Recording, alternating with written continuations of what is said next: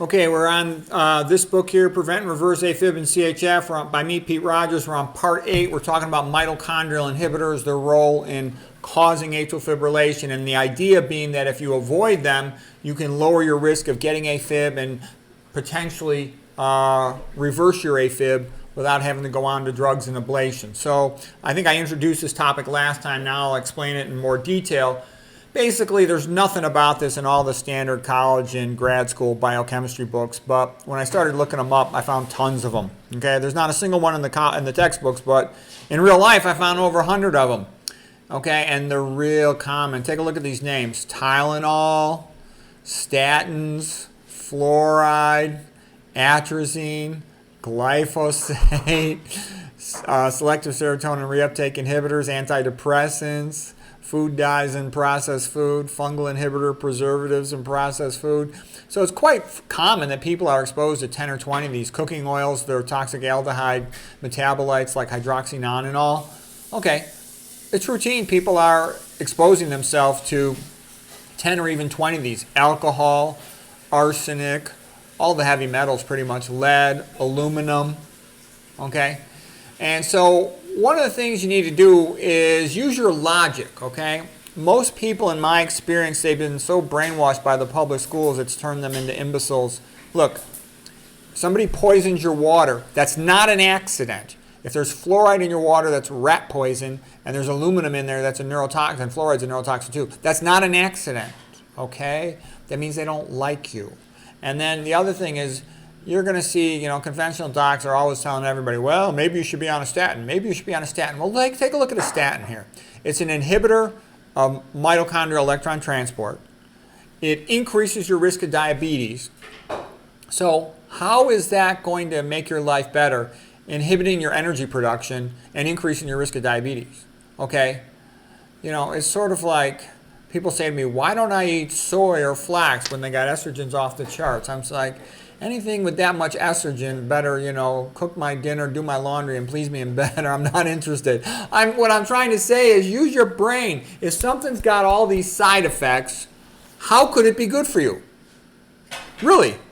I mean, look at the real data on it, not just what the drug company tells you. All right, but it goes on and on. Aminoglycoside, antibiotics, fluoroquinolone antibiotics, beta-lactam antibiotics, tons of common medicines, Haldol, metformin. So, anyways, the good news is lots of people are exposed to tons of these, which means there's a lot of room for progress. You don't need to take Tylenol. You don't need to eat this atrazine-sprayed non-organic corn. You don't need to eat this glyphosate-sprayed soy or all this other non-organic stuff. That's why you should be 100% organic. You don't need to eat processed food covered in antifungal preservatives and often having food dyes. All right, and MSG is a brain excitotoxin, so it's all bad. You remember I told you don't need these toothpastes that got arsenic in them, they got lead in them, they got fluoride in them. Stuff's all poison. You don't eat iron-fortified food. If you're a vegan, you're not eating the beef anyways. And there's a whole bunch of other common medicines in here. Beta blockers, chronic corticosteroids. It goes on and on. So I made a list of it. Hey, actually, let me go ahead and go through the list. Well, all right.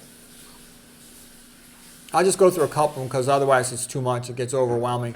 So these heavy metals, almost all of them, are, cadmium that's in a lot of processed food over fancy noodles. Simple noodles are better. Lead, mercury, aluminum, arsenic, let's see, and antimony, excess iron, iron overload, excess zinc, excess copper, excess manganese, excess nickel, which is in a lot of dental products.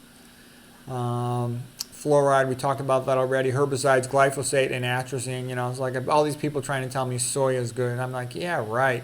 Estrogenics out the wazoo and sprayed with glyphosate, processed with hexane. A friend of mine gave me this, a doctor. It's called the bullshit light, okay? Come on. Anything that inhibits your mitochondria, I will avoid unless I have absolutely no choice. They always put preservatives in processed food and fast food because it has to stay on a shelf a prolonged amount of time. So, sorry, I got to move that over. So it's almost always going to have antifungals in there. They're routinely succinate dehydrogenase inhibitors so they can activate the whole hypoxia pathway. You don't want that. We talked about atrazine not only being super estrogenic, turns a male frog into female frogs, it also inhibits complex 3 of the mitochondrial membrane electron transport. Okay, you don't want that. Bisphenol A and all the bisphenol equivalents, you know, BPS and stuff. The phthalate plastics, that's why you want to minimize your exposure to plastics, bottled water, all that stuff. POFAs and nonstick cookware. Hydroxynonenal, it's a toxic aldehyde metabolite of having fried food, these omega-6 cooking oils. Titanium dioxide is like a whitener. It's in a lot of pills and stuff. Okay, so that's a good enough introduction to mitochondrial inhibitors. We'll call it for today. I hope you found that helpful. And the good news is it's pretty easy to avoid these. Once you know them, just make a list of them and avoid them because, man, you don't want AFib. It's a pretty serious disease.